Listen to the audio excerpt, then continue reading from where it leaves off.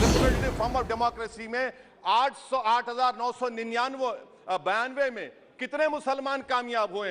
इस मौजूदा पार्लियामेंट में स्पीकर साहब सिर्फ 26 हैं, 14% मुसलमान और सिर्फ 4.8 उनका रिप्रेजेंटेशन है। हम वोट डालने वाले बन गए, वोट लेने वाले नहीं बने। अंग्रेज उस जमाने में पार्लियामेंट बुलाते थे टैक्स बढ़ाने के लिए, हम उसी रास्ते पर जा रहे हैं। चाणक्य ने सही कहा था कि जब राज चलाने वाले व्यापारी हो जाएंगे तो उस राज के लोग भिखारी हो जाएंगे। पिच बदलने से गेम नहीं बदलता, गेम को बदलना पड़ेगा। कहीं नई इमारत भी हिटलर की राइक्सटैग की इमारत ना साबित हो जाए। बहुत शुक्रिया सर, आपने मुझे आज एक तारीखी बहस पर बोलने का मौका दिया। मोहतरम जनाब, इस ऐवान के 75 साल के पार्लिमानी सफ़र की तकमील पर हम बहस कर रहे हैं। मैं सबसे पहले अपनी जानिब से खराज अक़ीदत पेश करना चाहूँगा मौलाना हिफ्ज़ुर रहमान साहब को, जो पहली और दूसरी पार्लियामेंट के मेंबर थे, मेरे क़ायद सालार मिल्लत सलाहुद्दीन ओवैसी को, सुलेमान सेठ साहब को और मौलाना बनात वाला साहब को। जनाब मोहतरम, इस ऐवान की नाकामियों का भी जिक्र हमको करना ज़रूरी है। 75 साल का तारीख़ी सफ़र इस ऐवान ने मुकम्मल किया। ये ऐवान एक इमारत नहीं है मेरी नज़र में, ये ऐवान इस वतन अज़ीज़ का एक दिल है, जो बाहर जो गरीब और मजलूम आवाम की तकलीफ़ को महसूस करे, इसीलिए मैं इसको दिल कहता हूँ। मैं आपके सामने 15 मिसालें पेश करूँगा जहाँ पर इस ऐवान ने अपनी नाकामी का सबूत पेश किया। एक उस वक्त जब दिल्ली की सड़कों पर सिखों की नस्लकशी की जा रही थी। एक उस वक्त जब 6 दिसंबर को बाबरी मस्जिद की शहादत हुई। आ रहा हूँ भागलपुर, जिसमें रेशम के कारोबार को ख़त्म किया गया, मुसलमानों को दफना दिया और वहाँ पर फूल गोभी उगना शुरू हो गई। एक उस वक्त नाकामी साबित हुई जब मुजफ्फरनगर और गुजरात में नस्लकशी की गई। एक उस वक्त सर जब हम देखते हैं कि मुंबई की सड़कों पर इंसानियत का नंगा नाच हुआ। एक उस वक्त जब इस ऐवान में टाडा पोटा का काला कानून बनाया गया, यूएपीए का कानून बनाया गया, आफ्सपा का कानून बनाया गया, जिसको 1 साल के लिए बनाया गया था। 58 में हम 2023 में आ गए।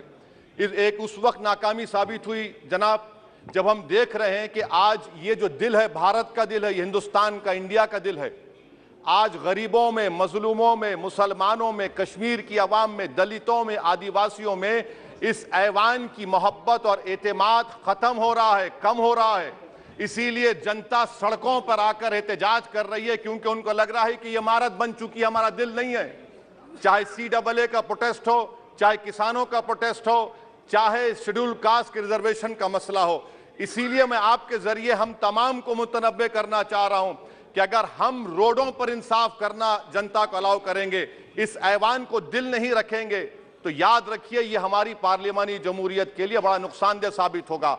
और नुकसानदेह इसलिए भी होगा कि क्या हमको अपने ख्वाब गफलत से, अपनी जिम्मेदारियों से निभाने के लिए क्या भगत सिंह को आके बैठना पड़ेगा ऊपर कि देखो तुमने 75 साल में कैसा कानून बनाया और किसको कहां तक पहुंचा दिया। स्पीकर जनाब, इसीलिए मैं कह रहा हूं कि हम तमाम को अपनी जिम्मेदारियों को निभाना पड़ेगा। ये इमारतें ईंट से बनी हुई जरूर हैं, मगर ये इस इमारत में दिल है। इस इमारत को दिल के तौर पर बरकरार रखना पड़ेगा। स्पीकर सर, एक और मिसाल दे रहा हूं जहां पर इस ऐवान की नाकामी है। सर, अब तक लोकसभा के कितने 899 मेंबर कामयाब हुए। अब बताइए सर, पार्लियामेंट्री जमहूरियत में शराकतदारी की जमहूरियत है, रिप्रेजेंटेटिव फॉर्म ऑफ डेमोक्रेसी में 8,999 में कितने मुसलमान कामयाब हुए? कितने सर? 520, जबकि 1070 को इस ऐवान का मेंबर होना चाहिए था। कितना डिप्रीविएशन है सर, कितना डिप्रीविएशन है? 92% डिप्रीविएशन है। इस मौजूदा पार्लियामेंट में स्पीकर साहब सिर्फ 26 हैं, 14% मुसलमान और सिर्फ 4.8 उनका रिप्रेजेंटेशन है। बताइए, हम वोट डालने वाले बन गए, वोट लेने वाले नहीं बने। या तो हकीकत यह है कि आप वोट डालना नहीं चाहते उनको, आप सबको वोट डालेंगे, मगर जहां पर मुसलमान आएगा वो कामयाब नहीं होगा। बताइए, जब दिल में एक 14% आबादी की नुमाइंदगी नहीं होगी तो आप क्या फैसले करेंगे? क्या इस ऐवान को हम कहेंगे कि ये रिप्रेजेंटेटिव फॉर्म ऑफ डेमोक्रेसी है? स्पीकर साहब, मैं आपको एक और मिसाल देना चाह रहा हूं। बाबा साहेब अंबेडकर ने सही कहा था, अंग्रेज उस जमाने में पार्लियामेंट बुलाते थे टैक्स बढ़ाने के लिए, हम उसी रास्ते पर जा रहे हैं। हम उसी रास्ते पर जा रहे हैं। हम तो बाबा साहब अंबेडकर को हमने सच साबित कर दिया। स्पीकर सर, आखिर में मैं आपको बताना चाहूंगा कि आज आप देखिए कि चाणक्य ने क्या कहा था। चाणक्य ने सही कहा था। चाणक्य ने सही कहा था कि जब राज चलाने वाले व्यापारी हो जाएंगे तो उस राज के लोग भिखारी हो जाएंगे।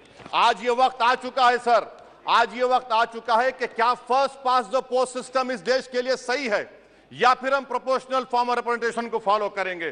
First pass the post system, जिसके पास एक मजहब का वोट होगा, जिसके पास दौलत होगी, वही इस ऐवान में आ रहा है। इसीलिए हम कह रहे हैं कि आप इस जमहूरियत की नाक, कहीं ये जमहूरियत कमजोर ना हो जाए, मुझे इस बात का डर है सर। आखिर में मैं खत्म करने से पहले एक बहुत बड़े शायर ने कहा था, उस पर खत्म करना चाहूंगा कि अभी चिरागे सरे राह को कुछ खबर ही नहीं, अभी चिरागे सरे राह को कुछ खबर ही नहीं, अभी गिरानिए शब में कमी नहीं आई, अभी गिरानिए शब में कमी नहीं आई, निजात दीदे दिल की घड़ी नहीं आई, चले चलो कि मंजिल अभी नहीं आई। स्पीकर साहब, आखिर में याद रखिए एक बात को मैं सबसे कह रहा हूं कि पिच बदलने से गेम नहीं बदलता, गेम को बदलना पड़ेगा।